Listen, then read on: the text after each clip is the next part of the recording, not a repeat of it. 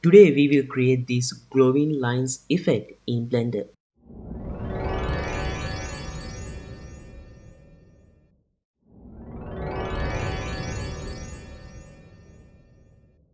Here I have this 3D model and this empty object. This empty is where all the lines going to connect.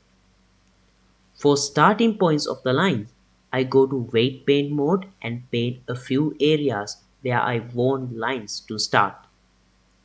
Name that vertex group as start. Now select our model and create a new geometry node setup for it. I rename it to glowing lines and pin it. Remember, since we are using the shortest path option in geometry nodes, your model needs to be a one single mesh. Separate parts will not work as there are no edges that connect each of those parts together. So, to create the lines, we need two main nodes. The first will be the edge paths to curve node. Then we need shortest edge path node. Plug these two sockets together. We use these two nodes to find and create the shortest paths between our starting points and our endpoints. To access our starting points, I add a name attribute node and copy paste the name of our vertex group. Now when I view it with our original mesh, you can see the areas we created. To make the selection a bit more random, I search for random value node and set the type to boolean. Then use AND boolean math node to connect them together. You can change this probability value to change the starting points amount. I keep it like this. Now plug this to start vertices socket. I hit Shift P to create a frame and call it start points. Let's work on our endpoints. Drag and drop the empty object to the setup and set it to relative. Then drag from its location and search for vector math distance node. Plug a position node into the second input. This will calculate the distance between each point of the model and the empty. And I want to find the closest point to the empty. To find that, I drag from distance and search for attribute statistic node. This will give us some necessary data about our attributes. In this case, the distance. Plug the original geometry into here. Now, when I view this min output, you can see in the spreadsheet it says 0.05. That's the closest point on the model. So, to only select that as our end vertex, I drag from the distance we calculated and search for compare equal node. Plug that min into the second input. This will give us the closest point. You can change that end vertex by simply changing the location of the empty. We found our end vertex. Let's plug that here. And you can see it is working. By the way, make sure to only have one endpoint. You can have multiple start points, but you can only have one endpoint. Now it is all about polishing these curves. To randomize these paths even more, I add a noise texture, adjust its values, and use a color ramp to increase the contrast. Now plug that to edge cost. What this does is it changes the way how these lines reach the destination point. Initially, it was an open road, so they found the closest path to reach the destination. By adding this noise texture, we are basically adding some traffic to the road. So, in order to reach the destination as quickly as possible, these lines need to avoid the traffic and find alternative routes. That is what happening here. Now change these values to find one that works well for you. I'll organize these.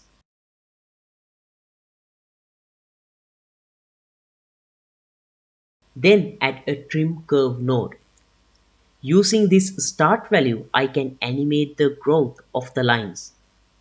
To smooth out these harsh corners, I add a set spline type node and set the spline type to NURBS. To turn these curves into an actual geometry that we can see in the renders, I use curve to mesh node. For the profile curve socket, I add a curve circle. Set its resolution to 3 and radius to 0.01. Plug it into profile curve. Now we have a mesh that we can see in the render. But right now it has a uniform radius along the curve.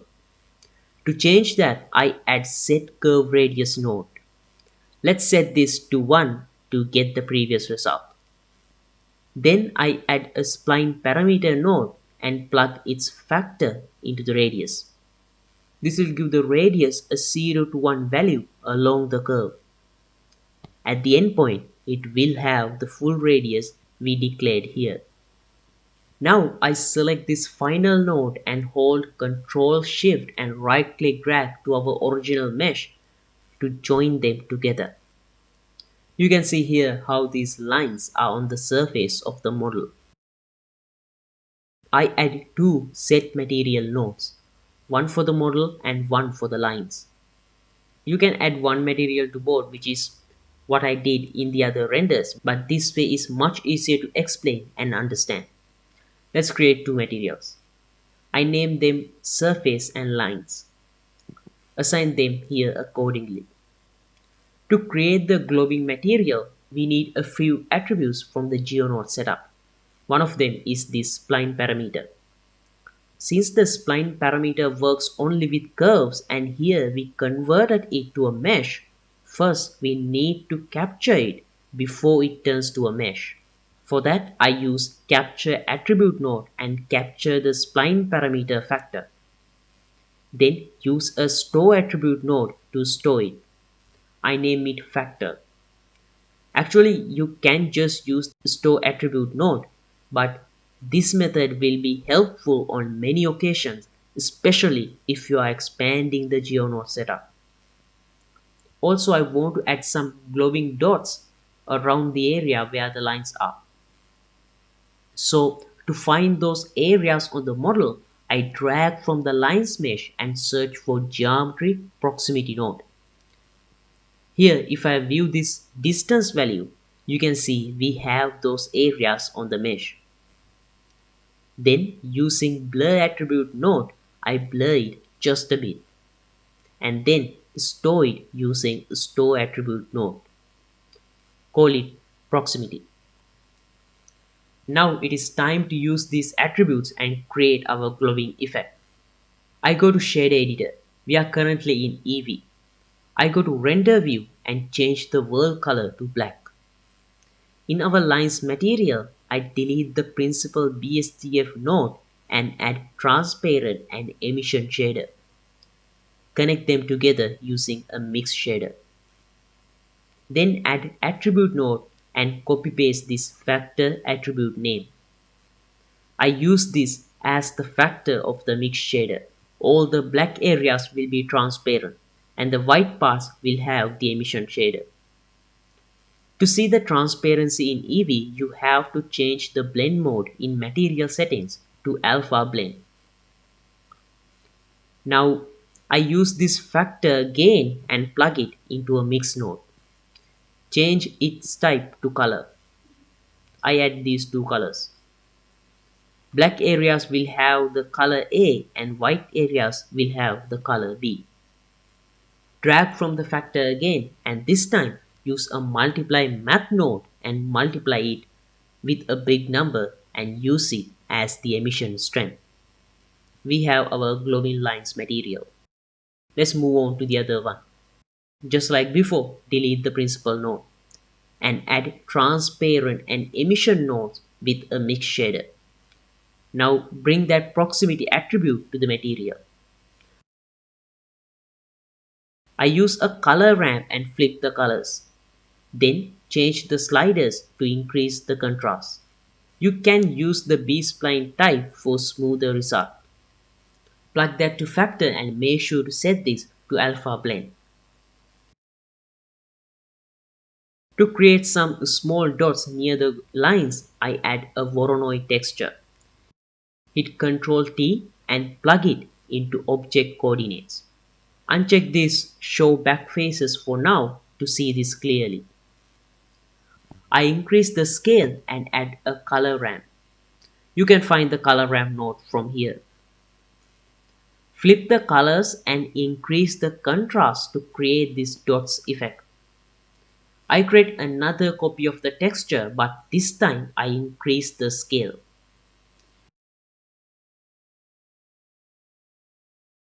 Multiply them together.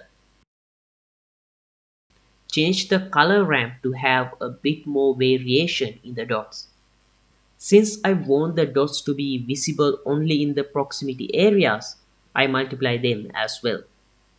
To increase the strength of the dots, I multiply this again, this time with a higher number, and plug that into emission strength. I drag from this multiply node and connect it to a mix node. Set it to color type and copy paste our line's colors from before. Use that as the emission color. Adjust the sliders until you have something like this. Plug this to mix shader factor for better transparency with the dots. Check this option back. Right now we have about 700k vertices in the mesh. So far it is okay, but you could easily run into a lot of lagging depending on your model, amount of lines, and your PC performance. So let's see how we can reduce this number. This is also why I set the circle resolution to 3 as well. Higher resolutions are just unnecessary for this. So before this set spline type node, I add a resample curve node. Immediately you can see it reduced the amount of vertices by a big margin. But also it changed its shape a lot. It is no longer sticking to the model like before. You actually might prefer this look, but I like to have more of my previous look. For that, I changed the resample method to length and use something like 0.2 meters. This will create a point every 0.2 meters in the curve. By the way, here I disabled the Geo Node Setup and added more starting points on the mesh. And that's almost it. You can use this start value to animate the growth of the lines. But here you see we run into a little issue when the start value is at 1. Our dots are still visible. So to fix it, I add a group input node and extract out the start value. Then I duplicate it and plug a compare equal node. Set the B value to 1. Then drag from its result and search for switch node. Change its type to float. Here we check whether the start value is equal to 1 or not. If not, we set the value to our previous proximity calculation. If it is true, I set that value to 1. Since we flip the proximity value in the shader editor using a color ramp, this 1 will become 0 in the shader editor and hence will not show anything when the start value is at 1. So that's it. That's how we created this glowing effect inside Blender. So I hope you learned something cool, something new. That's what we like to do. We not only create stuff, we let you create with us. If you like to see how I gave this one scene 3 different looks, check this video out, or check this one to learn a handy cloth simulation hack. Hit that like button, comment your thoughts below, and don't forget to subscribe to HellFX Learn so you won't miss out when the next video drops. Until next time,